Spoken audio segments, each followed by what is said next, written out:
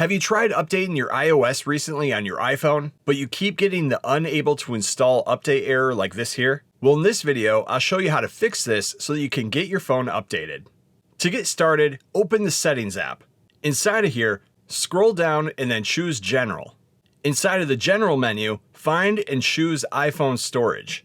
Let your device think for a minute as it gets your storage info, and when it comes up, scroll down until you see the iOS update that you're stuck on that you're trying to update to. In my example, it's iOS 16.6.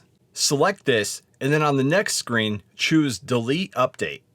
When the pop-up appears, choose Delete Update again to confirm. After that, you'll see that the update is now gone from your iPhone's storage list. At this point, head back to the main settings menu and then choose General again.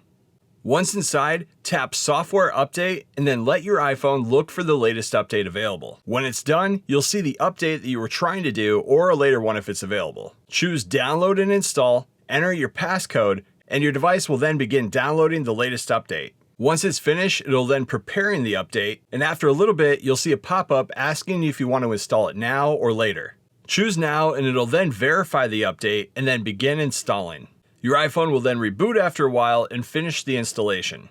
Once it's done and your iPhone finishes rebooting, you can confirm that it updated correctly by opening Settings again, choosing General, Software Update, and making sure that you're up to the latest iOS and that there's no updates available. And that's how you fix the unable to update error on an iPhone if you're having an issue with a corrupt iOS download.